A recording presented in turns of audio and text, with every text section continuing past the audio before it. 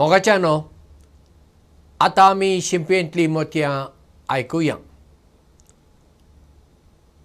Pat seed नांवाची मध्यम प्रायाची एकटी अस्तरी इंग्लंडांत जियेताली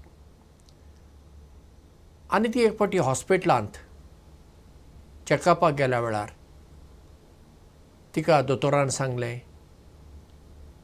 तुजी कॅन्सर पिडा निमाण्या पांवड्यार पावल्या आनी तुका फकत 6 म्हयने इतलेच आसात. ती पाटी घरा आयली, निराशी जाली ना. तिणें आपणायतल्याक म्हणलें म्हाका कॅन्सर जाला ती म्हाका खबर नासली, कित्याक हांगासर म्हज्या गांवांत ती सुविधा फॅसिलिटी नासली. आतां म्हजे भाशेन दुसऱ्या अस्तऱ्यांक जावं नजो एक बरी कॅन्सर हॉस्पिटल आमी उबी करूंक जाय आनी थंय अशी तपासणी करपाची सगळीं यंत्रां आसूंक जाय. देखून ती पयशे एकठांय करूंक लागली आनी तिका आतां तिजे विशीं चिंतूंक वेळूच ना.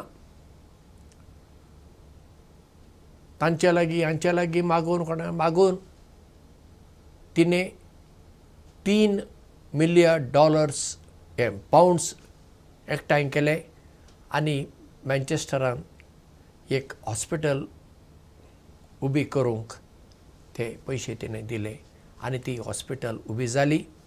आनी हाका लागून थंयसर आतां कितलेशा अस्तऱ्यांक तपासणी करूं येता. तेन्ना एका पत्रकारान तिका विचारलें तुका कॅन्सर पिडा जाल्ली आनी 6 म्हयन्याचो तुका वेळ दिल्लो, पूण तूं आजून जिवंत आसाय आनी तुवें ही येदे व्हडली हॉस्पिटल उबी करूंक पयशे एकठांय केले आनी दान केलें. हें सगळें करूंक तुका स्फूर्त इन्स्पिरेशन खंयसून मेळ्ळी? तेन्ना ती म्हणटा हांवें एक फावटी पत्राचेर वाचलोलें 2 दादल्यांक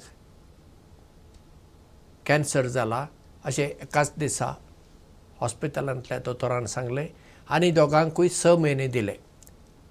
एकटो घरा गेलो आनी आपल्या मरणाची तयारी करूंक लागलो आनी थोड्या दिसांनी तो संपलो. दुसरो म्हणूंक लागलो म्हाका 7 भुरगीं आसात, हांव मेलो जाल्यार ह्या भुरग्यांक आनी म्हज्या घरकान्नीक कोण पळयतलो, तांचे खातीर हांवें जियोंक जाय. देखून तो आपणाची पिडा विसरून काम करूंक लागलो आनी घरकान्नीची आनी आपल्या भुरग्यांची सेवा करूंक लागलो. ती व्हड जाली आनी 20 वर्सां उपरांत सयत तो जिवंतच आसलो. अशें कित्याक जालें? चिंतपाक लागून. पॅट सीड ही अस्तरी पळया, ही निराशी जाली ना, खंतीन बुडली ना, हो आतां म्हाका कॅन्सर जाला, आतां 6 म्हयन्यान हांव मरतलीं अशी ती रडत बसली ना. तिणें म्हणलें जाता तें जावं, म्हाका जालां तें दुसऱ्यांक जावं न्हय, तांचे खातीर कितें तरी आपूण करता अशें तिणें मन केलें, साधन केलें आनी हॉस्पिटल उबी जाली आनी ती जिवंत उरली. असल्यो कितल्योश्योच देखी म्हज्यान तुमकां दिवं येतात, पूण ताची गरज ना. जेन्ना आमी सकारात्मक चिंतप घेवन दुसऱ्यांचें चड चिंतून आमचें उणें चिंतून जियेता तेन्ना आमच्या जिवितांत विस्मितां, नवलां, अचर्यां घडटात.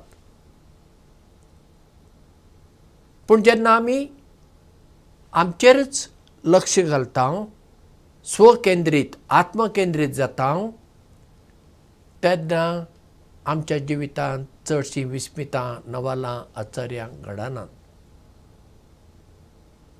देखून मनशान सदांच सकारात्मक चिंतप आपणाव शिकूंक जाय, तें चड गरजेचें. आनी हें आमकां आमच्या इस्कॉलांनी कॉलेजींनी शिकयनात. आमच्या इस्कॉलांनी कॉलेजींनी कितें शिकयतात? दुसरे विशय सगळे शिकयतात.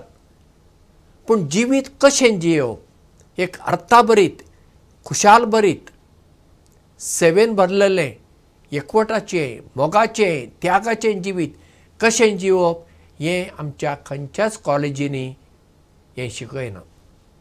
व्हडले बिझनस मॅनेजमेंटाचे कॉलेजी आसात.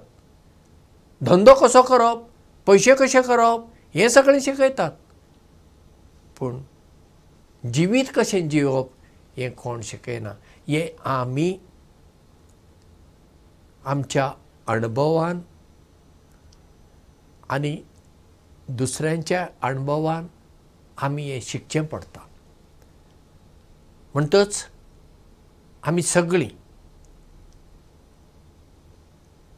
हें पॉझिटिव्ह थिंकींग, सकारात्मक चिंतपी मनशां जावया. सकारात्मक चिंतप आमी आमच्या जिविताची चाल करुया.